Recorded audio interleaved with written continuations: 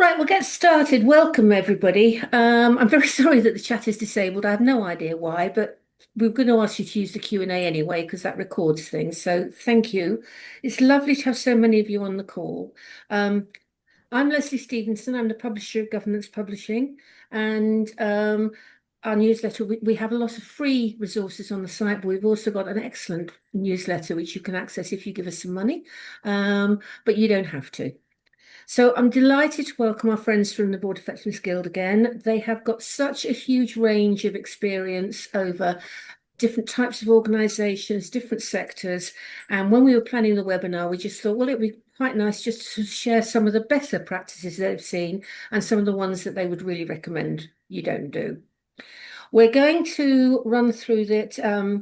We've come up with 8 topics which we're going to run. I'm going to ask 2 people to talk on each topic or interact or what have you, and we'll stop at the end of each topic. So if you have got any questions or comments, please do put them in the Q&A and I'll facilitate that. We'll stop at the end of each one. The topics we're going to cover, we're going to look at the role of the chair, the role of the SID, at decision making, at how board meetings actually operate, at the dynamics between the execs and non-execs, and ways of the non-execs interacting with execs outside the boardroom, succession planning, and information provided to the board and minutes. If there's anything else you want us to cover, I'm not sure we'll have time, but please do put any topics in the Q&A. And also, we'd love this to be interactive, so please do put any questions, or if you've got any comments or examples of your own, then please do put those in the Q&A as well, and we'll try and get round to all of them. The session is being recorded. We will make the recording available afterwards, and there's also going to be a couple of articles going into governance from the panels, sort of summarising their thoughts on the different topics. So look out for those. I think that's probably it. I'm not going to witter on anymore. I'm going to start with the first topic, and we're going to go to Alex first to talk about the role of the chair, please, Alex. Oh, thanks, Leslie. Hope everyone can hear me. And welcome to the podcast. Chairing. I suppose what I want to kind of point out here is that being a chair of a board is much more art than science. Therefore, the good and the bad and the ugly of how a chair operates tends to be completely behavioural. It's about the sharing of power. And fundamentally, it's the sharing of power and leadership between the CEO and the chair.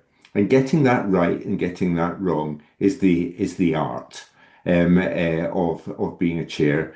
The worst I've seen is the chair ceding control to the chief executive and becoming no more than an MC of the board meeting. On the other hand, I've seen poor examples where the chair dominates and doesn't allow the CEO their appropriate level of input into board meetings. So the quality of that relationship and the focus of the chair getting the balance right, ensuring they own that they lead the board in the boardroom and outside. Everyone knows who the chair is and they knows what their role is.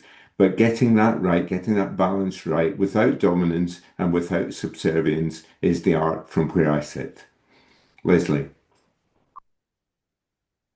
You're on mute, Leslie. Sorry, thank you, Ali. And as it happens, I'm going to come to you and ask you for your comments next, please. Yeah, brilliant. So I think one of the things that, so building on what Alex said, really, in terms of chairs, I recently experienced what someone described to me as an unconventional chair. Extremely respected by the board and highly engaged in the business.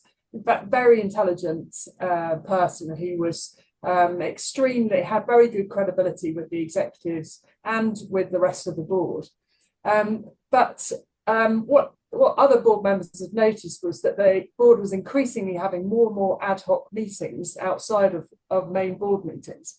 And it turned out when we observed the board, that fundamentally the chair was really not meaning to be, but was quite dominant in board meetings. So he would often answer questions for the executives, and he would often speak first. And so what was happening was it was gradually sort of pushing the dialogue and the inclusivity of the board to a point where dialogue just didn't really flourish. And he found that very difficult to manage. And so what he kept on doing was seeking opinions outside of the board meeting. So it was a really interesting position, because it wasn't dominant by desire or power or trying to be the powerful person, but really just a sort of unawareness of actually the amount of knowledge and how always speaking first was going to undermine the inclusivity and effectiveness of the board. Great, thank you very much. And we haven't got any questions coming in at the moment or comments, but please do share your own experiences as well. And I'm really sorry, I have no idea what's going on with the chat. I thought I'd sorted it, but if you can rely on the Q&A, that would be fantastic. So one of the people on the board who's of great support to the chair is obviously the senior independent director. So I'd like to come on now to look at good examples you've had of behaviour by the senior independent director. And I'm going to start with Chris for this one, please. Thank you, Leslie. I think the examples of the sort of good in senior independent directors really follow on a little bit from what Alex and Ali have said around the role of the chair. I think understanding the roles within the board as a whole and the sort of different balance of those roles, as Alex indicated, it is an art, and the chair really, sort of sits across, I always think of as two constituencies. You've got the executives and you've got the non-execs, and whilst it's important for the chair to have roles within, individual relationships within those two constituencies, I think there is a value in the senior independent director role as being another focal point, particularly for independent non-executive directors, as a sort of secondary point of contact, through which issues can be raised with the chair. I appreciate that the senior independent director role is probably still primarily an aspect of governance within listed companies in particular, but certainly sort of private companies. And I think we've seen on this webinars that we've done before how the absence of a senior independent director can actually be quite problematic.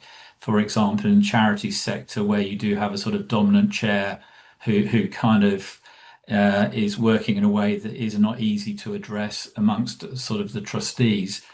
And so I think the example of where the senior independent director role works well is where you do have a sort of proactivity in ensuring that there is a relationship with particularly the independent directors, and there's a regularity to the communication, maybe an annual meeting or 6 monthly meeting, not necessarily because there's an issue, but because there's a forum then for communicating and ensuring there are the sort of the relationships and the protocols in place that then allow the senior independent director to get the opinions of their colleagues, but also be naturally in a position to then feed back to the chair. And indeed, the UK Corporate Governance Code does put a role on the senior independent director as sort of undertaking an evaluation of the chair each year, which I think is increasingly being done in a sort of professional and well constructed way by a lot of companies. I think the flip side of that, in terms of what's bad or what do I see as sort of a bad example of the role, is really where it is seen as a role that just plays in when there's a problem. And I think the problem with that attitude is actually that if you have to sort of start working as a senior independent director where there is a problem, actually you are really behind the pace in dealing with the problem if you haven't got those relationships already in place and a sort of a cadence of regular meetings. So for me, those are the sort of two extremes how a senior independent director role can play out well, and on the flip side can play out less well. Thank you very much, Chris. Alex, back to you. Yeah, well, just building really on what Chris has said, I think the SID role is undervalued often in the dynamics of setting up a board. Where I've seen it not work is where the SID has been appointed as with a thought to being the successor of the chair. And therefore they work on an assumption that they're the next they will follow on to the chair in a couple of years' time, and that affects the value that the role can actually deliver, the amount of feedback and honest feedback that they can provide to the chair on how how they're operating. I think the best SIDs are really good, independent, almost sometimes mentors of the chair, sometimes a source of feedback that comes from the independent NEDs through to the chair.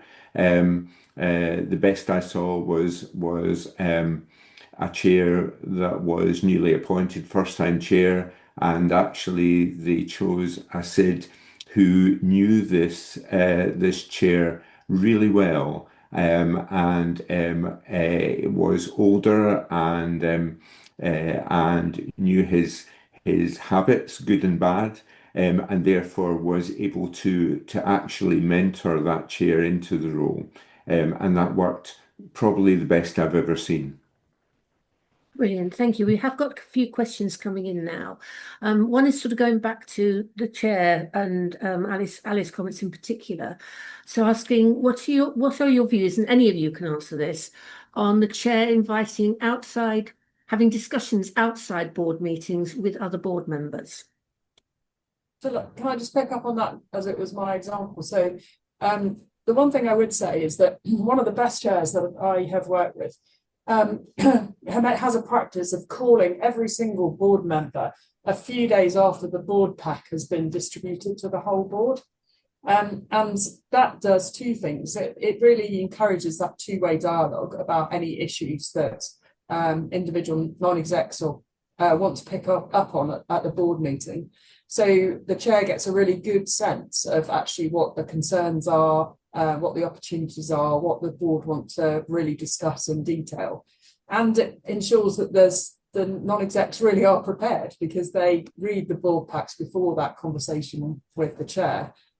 So the chair has a really important role in terms of making sure that they have good relationships with all board members. And so having discussions with board members outside the board meeting is really important.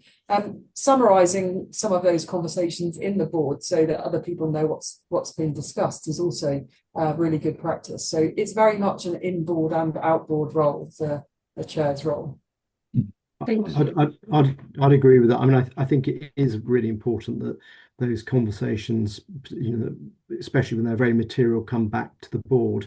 And it's a bit like, I often see NEDs who don't sit on the nominations committee find out that the nominations committee is, doing all the interviewing, is fully involved in the succession planning process, and then the board the board is presented with a fait accompli, and this is who we're going to appoint. So I think it's really important there is that communication coming back to the board.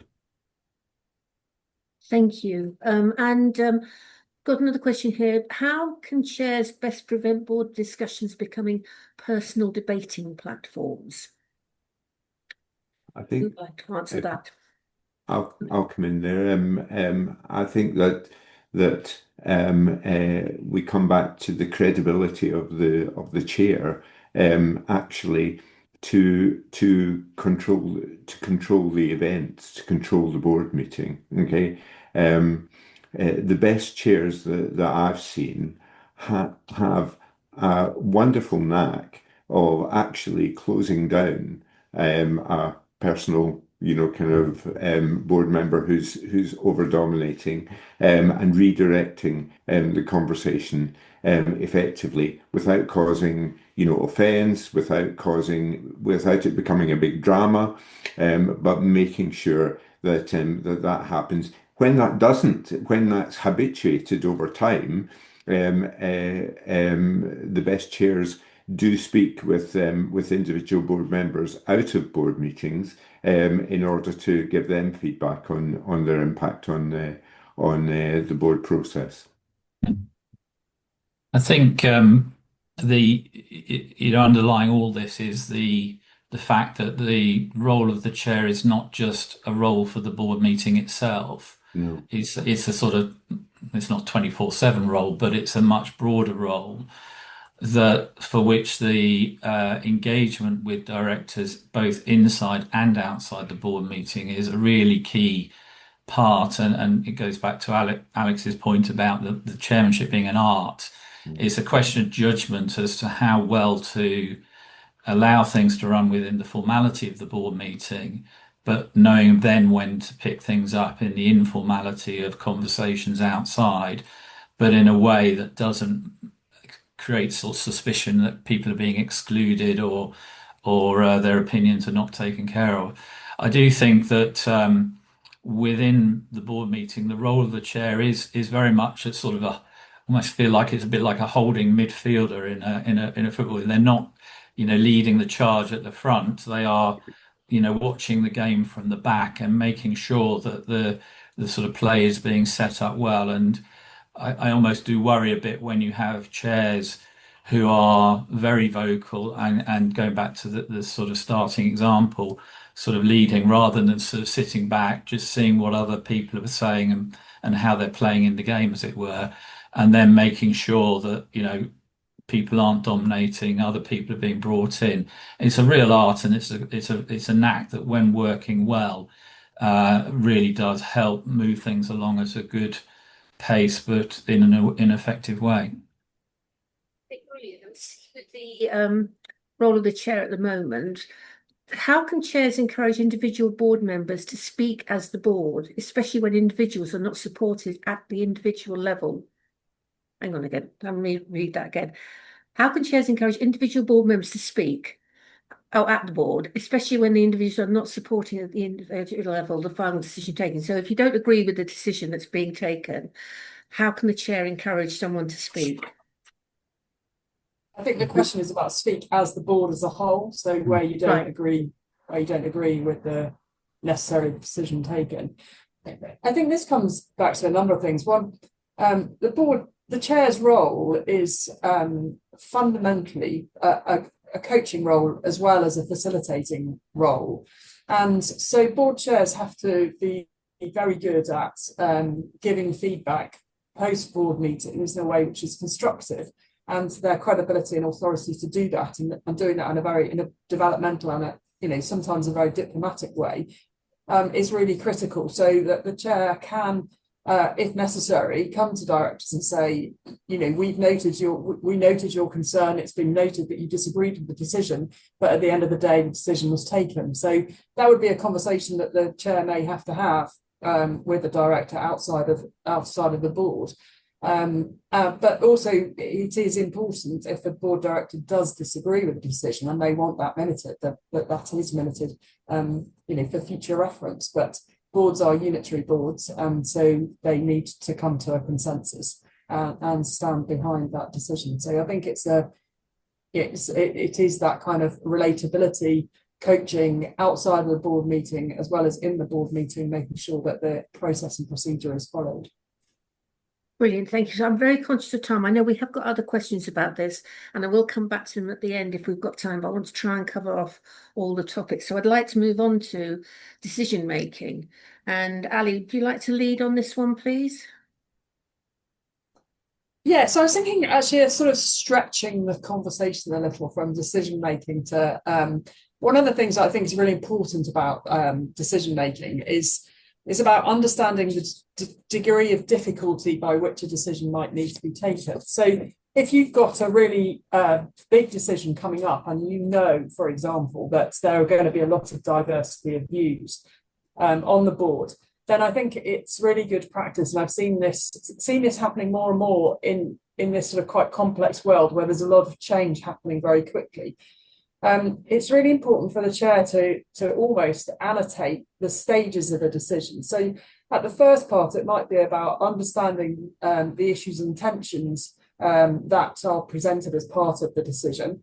At the second phase, there might be really trying to encourage each of the board directors to put on the table where they stand on that decision. So, out of 10, are they really keen for this decision to happen, or are they in complete disagreement, or they have alternative proposals? So to get kind of clarity of where the board is and where the different perspectives are, and then to have a stage where it's about clarifying questions and actively challenging all the different perspectives so that you start to broaden thinking.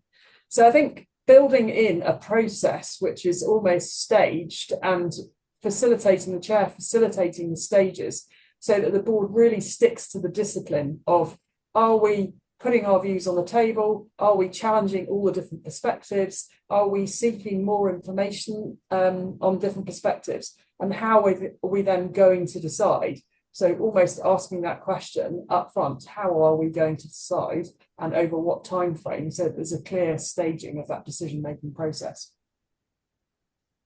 Thank you, Ali. And going back to you, Alex, on this one.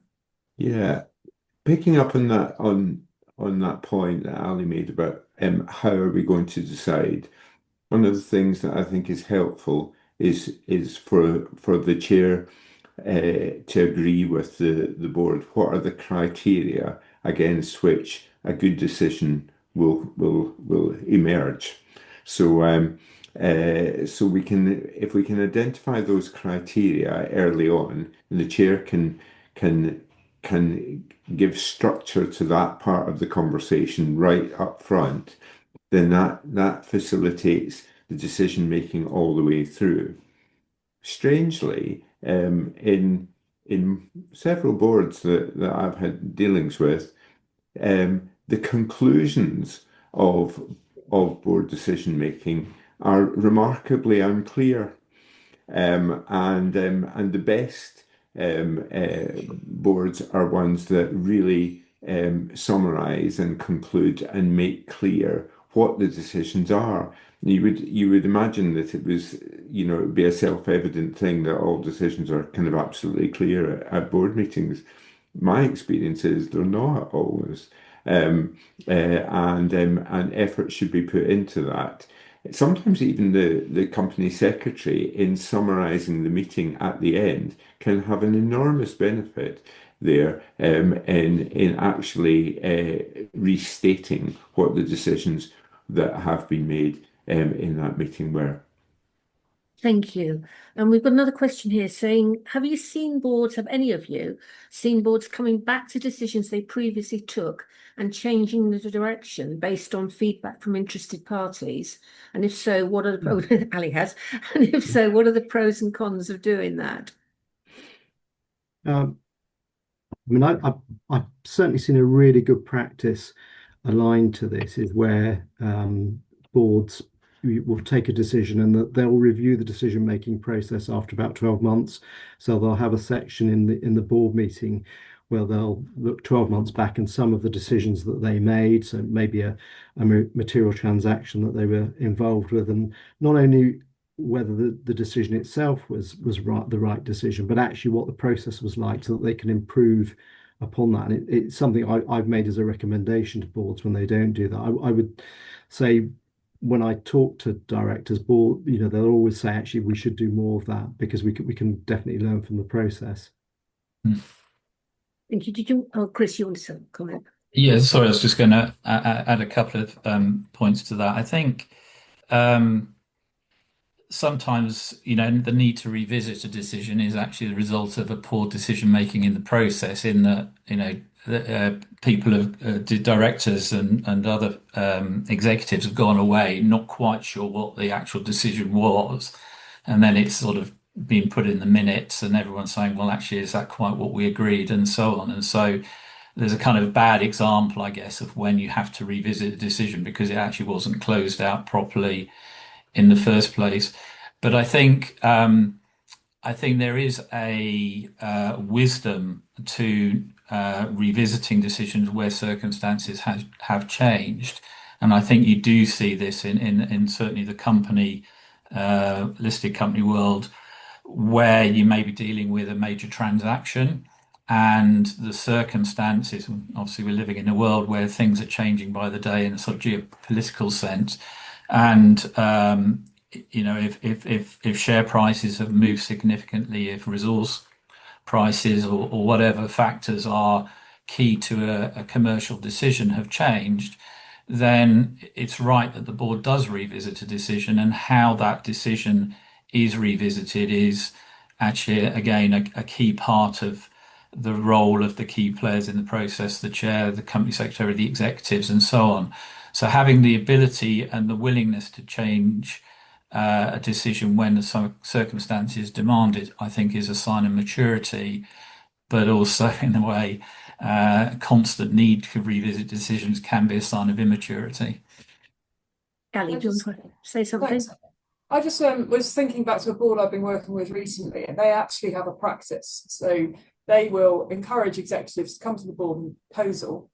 If the proposal is turned down by the board at that time, they offer the executives the opportunity to bring that proposal back in 6 months' time, but definitely not before 6 months.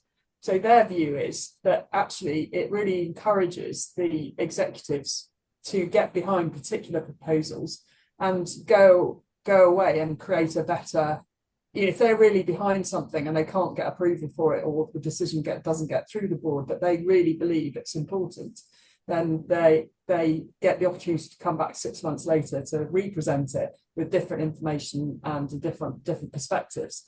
And it's really stood them in good stead, actually, in terms of some product development, entrance into different businesses. And it's they consider it part of their really good board practice, and the execs actually really are behind it as a way forward. Brilliant, thank you. And do any of you have recommendations on how to balance speed and agility in decision making against consulting or including all the impacted parties? I think that comes down to really good decision process. Actually, if you're disciplined and you have a chair that's really good at facilitating a disciplined process, because what often happens when decision making gets delayed is it's because nobody's really clear of where you are in the decision. The issues haven't been necessarily clarified.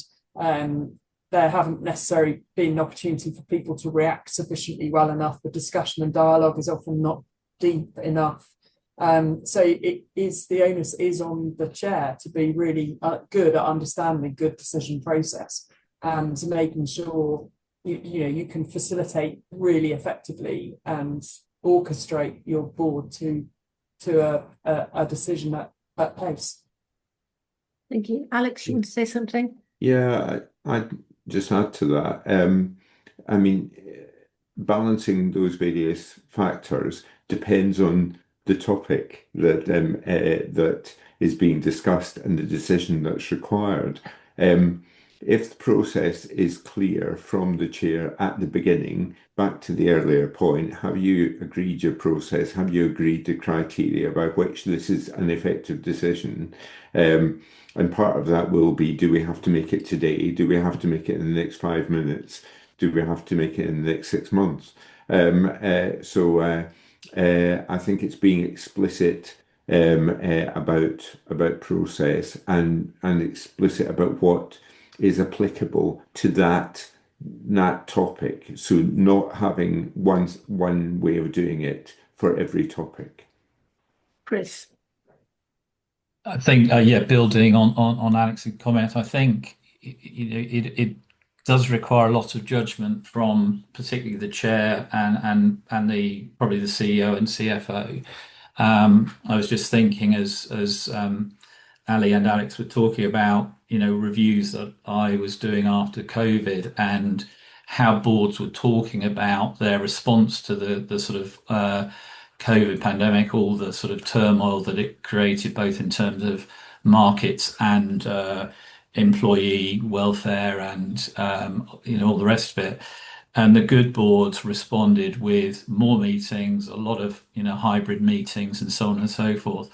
But I think the ones that did it well actually judged how they did it very well in terms of the cadence of meetings, the agendas for the meetings, what sort of things they felt were important to discuss, what sort of things they were happy to let the executive get on and do. And I think in terms of the question, I think it's actually the agility of the board that's more important than the speed of the board, because sometimes speed can lead to wrong decisions rather than the right decisions because you've kind of made decisions too early. So it's all a judgment again. I guess it's a theme that we've been talking about here several times. It does require really good judgment from the chair and the executives as well, I think. And so I suppose I'm saying there's no right or wrong answer to it, but you know when it's done well and you know when it's not done well. Brilliant, thank you. Ian, you've got your hand raised, and so if you want to Yeah. make a comment, then we'll have to move on to the next. Yeah, no, it was just really coming back to some of the early comments about reviewing decisions. One of the most effective chairs I ever saw made it very clear to the executives that when they brought a proposal to the board, she didn't want it to be the finalized thing. She didn't want it to be complete and perfect, because our role is to bounce this around and to, it may be that it comes back 3 or 4 times, this particular matter to the board, but that's our role as non-execs. And I think it's important both for non-execs and particularly for execs to remember that they don't have to think, crikey, this is absolutely perfect. This is the completed product. They can actually, say, right, let's use the board, let's use the NEDs for what they can be really add value to. Brilliant, thank you. And thank you all of you for all the comments you're putting in. I am reading all of them. We will take them on board. I'm sorry I can't get round to all of them now, but please do carry on putting them through. And we're going to move on to how board meetings operate. And Ian, you're going to lead on this one, please. So I'm going to start with I guess the bad, which was one of the examples that we used in the flyer for this webinar, and that was I have sat in board meetings of 10 hours plus, and as you can quite imagine, concentration engagement quickly lapses, and by I think a few hours, people are desperate to leave or lost the will to live. So although that's I think an obvious point, I think it's important for boards to try and make shorter meetings and to have breaks. I mean, a lot of board meetings I see, there's a break of 5 minutes in a 3 or 4 hour meeting, and people are getting tired. I think also all boards try to do too much, and one thing I often do with the reviews is encourage boards to look at what they're dealing with. Does this matter actually have to come to the board? And it is very much as important as what you don't do as what you do. So you're going to have to turn things down that you would like to do if you're going to operate effectively. I think in terms of effective boards, prioritizing is key. I've seen examples of strategy being item 10 on the agenda, and given the focus the board needs to have on matters such as strategy, it's so important. Just being really focused about your prioritization, and again, having talked to very experienced chairs who will just get used to the same agenda format and don't really realize that some of the important things are slipping down the agenda. A lot of boards now deal with the minutes last. I know not all chairs like that, but again, quite a lot of the admin stuff can be dealt with towards the end of the meeting. We've talked about the chair, and obviously the chair is so key to boards operating effectively. I think it's such a difficult and underrated role, because you've got to manage everything from just things like agenda management, but to people's behaviours, how they're going to work together. You never know what moods people are going to be in coming to the meeting, what they've got on their mind.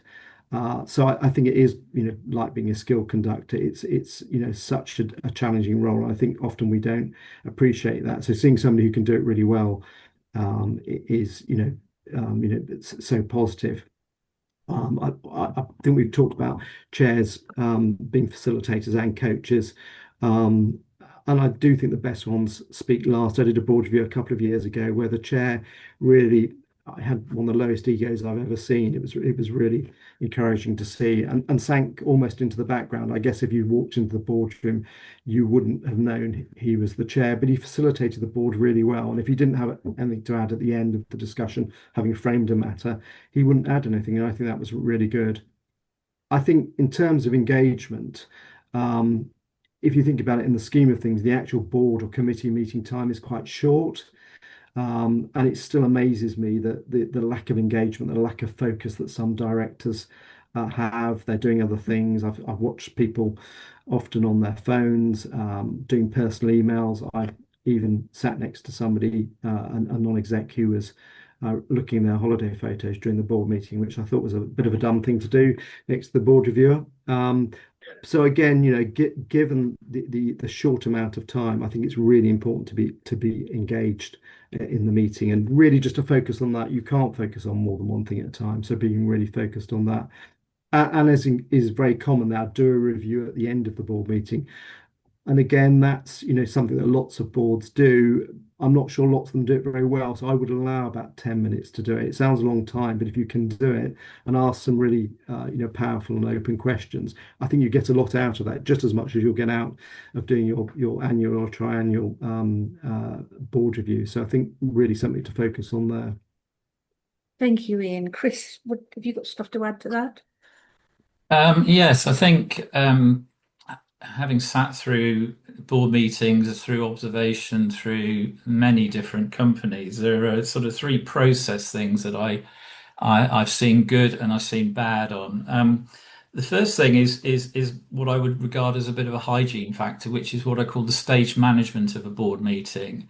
And for this, you really do rely on a good company secretary working with their executive colleagues to ensure that the whatever the agenda is, it's sort of executed in a way that the people who need to speak are available to speak as required, that the technology works, and that the timings are not ridiculously prohibitive or unhelpful to the flow of the meeting. And it really is sort of a behind the scenes thing that if it's done badly can really upset the flow of a meeting when you take sort of 5-10 minutes to go and find people that are supposed to be speaking, or sort out the technology, sort the chairs out because there aren't enough in the room, all that sort of stuff.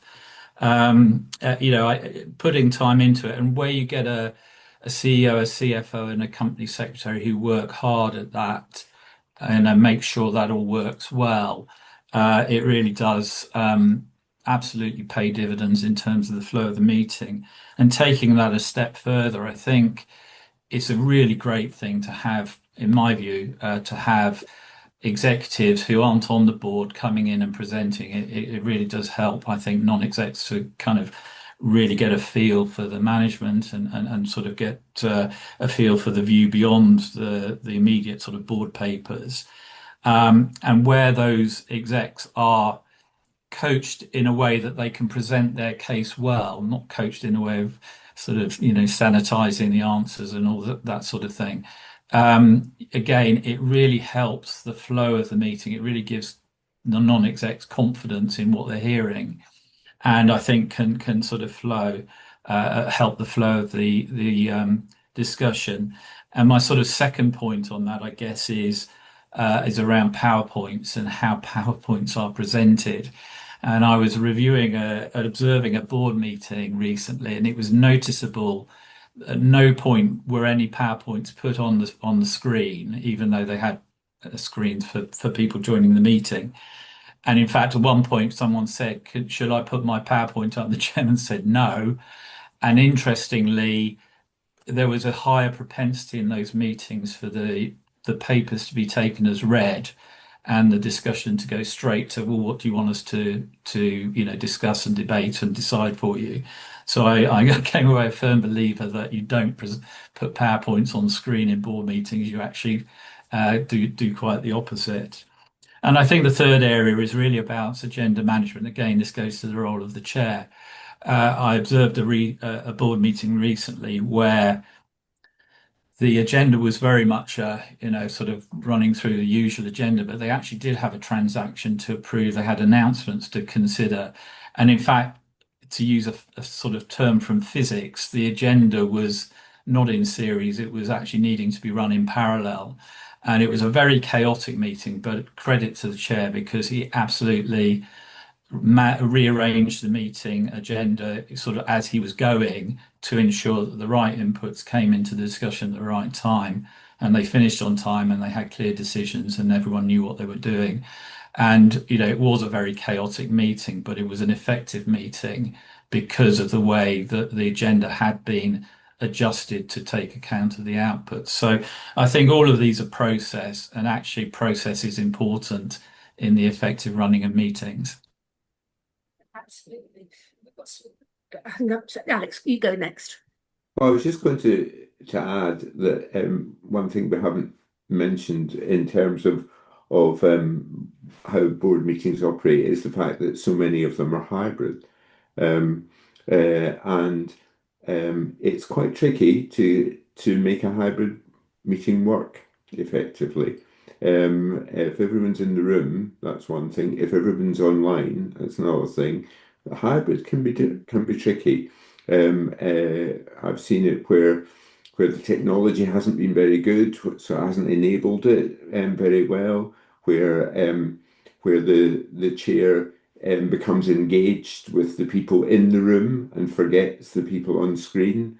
So it's not that it can't be made to work, but it needs the chairing and the technology to work very, very effectively and to recognise the change in the dynamic that comes from a hybrid meeting. Thank you. So, yeah, Ali. Can I just add, in terms of, I always think it's really important to remember that in terms of having good board meetings, there's sort of almost a preparatory factor beforehand.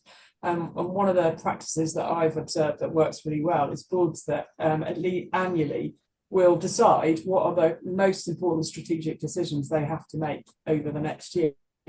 So to set themselves some objectives. And that in itself then helps to balance one of the questions that someone asked around strategy versus management. So the board getting really clear about what are the big strategic things it needs to discuss, and then making sure those are in the relative agendas with the right rhythm staged as required. And the second point I was going to make about the strategy versus management is often if there's too much focus on management, then you might want to ask what's the trust issue here, because often when the board is really wrapped in the detail too much and is overly spending its time scrutinizing performance management and performance oversight, then often there's an issue of trust about what is or isn't being delivered. And the reverse can be true as well. So if the board isn't spending sufficient time on strategy, then often there might be an anxiety about not really knowing what the strategic direction of the business is. So, I would say try and uncover, if the meetings are not going well, what's the underlying feeling that is driving those particular behaviours. So, how psychologically, how we feel about a situation can change our behaviour quite dramatically and sometimes unconsciously. So thinking about strategy is inevitably an anxiety-provoking thing because there's no right or wrong answer.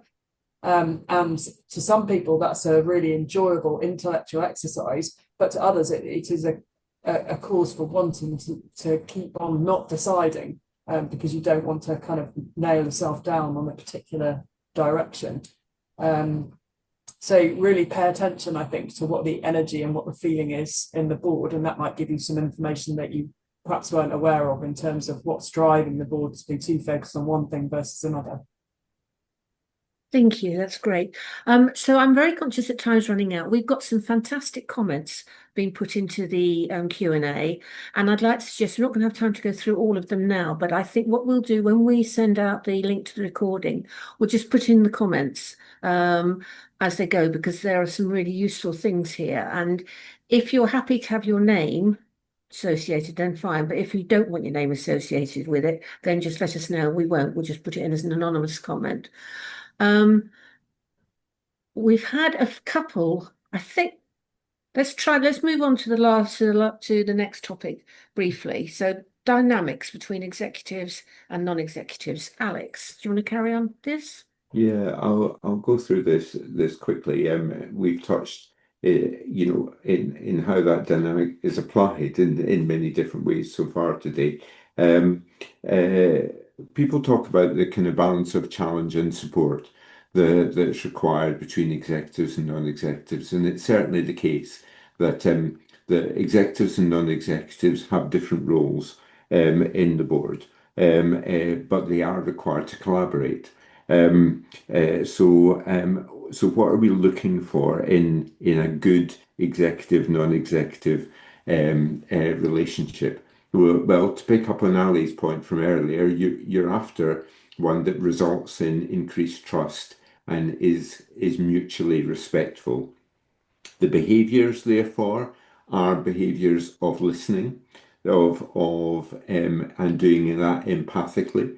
And why do I say that? It matters that the non-execs have empathy for the day-to-day pressures of the executives, and the executives have some empathy for the experience, the real world experience that the non-executives can bring. So there's something there that if it works well, it actually drives more trust. How can you do it? You can do it with some clever environmental things. So how are board dinners used, for example, if the board has a dinner, which I believe is very useful. Using the board dinner in a structured way to have open discussions on a topic over food can actually build those relationships and build that trust and enhance the relationship between execs and non-execs. And the other thing is sometimes to bring in other voices into board meetings. If it's a key topic where there isn't expertise around the table, then can we bring in expertise? And that can break sometimes a hard kind of us and them dynamic that can build up between executives and non-executives and actually get people back to the job in hand, which is the topic that we're trying to decide on. I'll stop there. Thank you very much. So moving on to you, Ali. Yeah, I mean, I think one of the things that I believe is really important is that the board directors need to invest time in getting to know the executives personally and getting to know each other at a personal level too. Finding what, really listening deeply to what people are interested in, what's important to them, what are they curious about, what are they fearful about. And setting aside time outside of board meetings and between board meetings to have really engaged personal conversations about what matters to people, what they're excited about, what they think the future looks like, what they've really enjoyed, what don't they enjoy. So just asking, non-exec can learn a lot by speaking to the executives about what their experience is of the board and how they'd like their experience to be. And what they'd like more of from the board and what they'd like less of. So taking up that responsibility, I think, is a really critical job of a non-exec director, independent director. You can never know too much really about people, because it really helps you then to as Alex said, empathise with the challenges that they face. But also to be able to step back and think about what help you can be, or what help you can provide as a board as a whole or individually to different people who come to the board. And I think boards used to be, and certainly when I started doing board reviews about 10 years ago, there was almost like a sort of feeling that you had to be in a sort of jousting match with management for it to be a good board meeting. But actually what most people they want to come to the board and they do want to be challenged. They do want to have their thinking. They do want people to be creative. They do want their thinking to be challenged. They do want to think differently about what they've presented. They do want the board to be there as someone who provides challenge, but also somebody who can really help. And I think that's really critical to get that kind of dynamic right. And you can only really do that if you get to know people at more of a personal level. Brilliant. Thank you, Chris. Yeah, I think just building on that, I think over the years in sort of reviewing boards and observing boards, I think for me, the importance of how directors use that time outside of the board meeting is, it's become more and more important in my sort of assessment of how the board operates. I think, because of the social and the sort of interpersonal benefits of just getting to know each other better. But I think there's also a danger if you over rely on the formality of the board meeting, where someone is actually taking minutes and, sort of formalizing the discussion. And you don't sort of allow a broader, more sort of, I don't know, more challenging discussion outside of the board, whether it's through strategy, dinners, one-to-one emails and conversations once the papers are out. I think you will suffer within the board meeting as a result. And so whatever mechanisms work well for boards to enable a more expansive, a more challenging, a more diverse dialogue to take place outside of the board meeting and how that's encouraged is really important to actually contributing to the effectiveness within the board decision-making process and board meeting. Thank you. Ian, you've got your hand raised. Yeah, no, I just really would like to reiterate the point about getting to know Ned's getting to know executives and actually getting to know each other. And one of the questions I often ask in board reviews is about, I ask about diversity. I particularly focus on social diversity, and I do that for two reasons. One, because I'm really interested in that. I think it's something we skip over. But also, the normal answer comes back from a non-exec. Oh, well, I don't know Leslie really well. I don't know anything about her. I may have worked with her for 5 years, but I've got no idea what her background is. And I find that quite extraordinary. If you're going to be a really cohesive team, and I think a board should be a team, you really do need to spend that time getting to know each other. So I think it's I'd encourage all the non-execs and the execs as well on this webinar to really try and do that, and also for the non-execs, not just to get to know the execs, but actually to be more visible within the organisation and to get to know people lower down. Thank you very much. So we've got a couple of questions here, which I'll ask of the whole team, because I think they're sort of interlinked. There's one question is, how appropriate is it for a non-exec to meet with the company's senior management to better understand the business? And then following on from that, what role does the chair have in regulating that level of interaction between the non-executive directors and executive management so that the management isn't swamped and giving feedback? I think this is probably going to have to be the last question, so I'm going to ask all our participants to make a comment. Who wants to go first? Chris.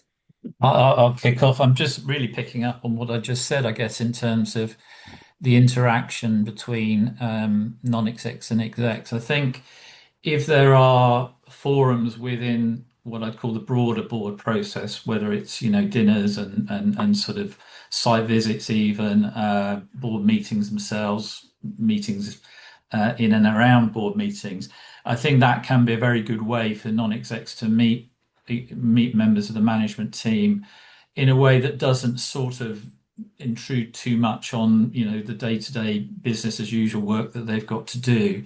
There is a danger that if Ned's the sort of going and visiting execs or having offline conversations, then it does need to be managed in a way that doesn't sort of interfere. But I wouldn't want to sort of prohibit that kind of discussion if it's done in a very appropriate way.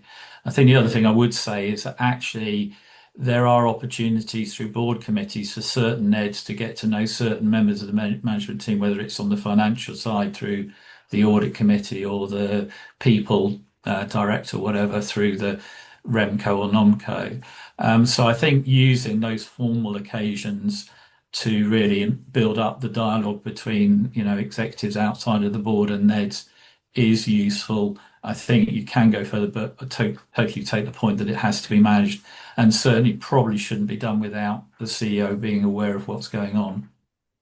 Thank you. Alex? Yeah, I'd agree with all of that. But just also say that on some boards, there is a budding relationship set up between individual NEDs and individual executives. Sometimes the executives are not necessarily full board members, where it may be that there is a relevance to the experience of the INED with the job that the executive is trying to do. That can build those relationships, get to know each other better, and offer one-to-one support for the executives out of the boardroom, which can be very helpful. Thank you. Ian? Yeah, I mean, I think there is a role very much not just for the chair, but for the CEO, and the CEO to push back if he or she feels that the non-execs are overstepping that mark and taking up time of the executive. I saw this quite a lot in COVID, and if we all go back to those days when the executives were in crisis. I remember doing a board view where the chair said to me, "I've actually had to tell the non-execs not to keep contacting executives. Of course, they're concerned with what's going on and how the company is being run during a time of crisis, but they need to let the executives get on with that." And I think that is really important. However worried you are and how concerned, of course, you want to know what's going on, but there is a point about overstepping the mark and not allowing the executives to get on with their day job. Thank you, Ian. So, Ali, that brings us to you for the last comment. I think one thing I would say is I think that really good non-execs understand that if they are going to meet with any of the executives in the organisation, it's good practice to make sure the COSEC knows. They can be really helpful in terms of just kind of seeing who's staying in touch with who, and also just to be thinking about value add. So I always say those meetings are they're a two-way thing, and you as a non-exec should be really cognizant of what's the value that this individual is getting from the conversation with me, as well as what is it that I want from the conversation. And if you have that sort of sense of two-way and value add, then most execs and other people in the business will will really value that time and get something from it. So I always say, just think of value rather than think of whether you're being a bother. Don't be a bother, add value. I love that. That's great. Thank you. Thank you so much, all of you. That was absolutely fantastic. And thank you to all of you who've put comments in the Q&A, asked questions, made and given suggestions and what have you. It's been a fabulously interactive session. I think the best we've ever run. The one thing that came through to me as you were all talking about everything is that fundamentally it's all about communication and making sure everyone's communicating, which I think is a good point to end on. We will be in touch. We will send you the recording. Thank you so much. And we will be having another session with the Board Effectiveness Guild people in May. We haven't got a date yet, but keep your eyes peeled for it. Thank you, everybody, for all your contributions. And we'll see you next time. Thank you.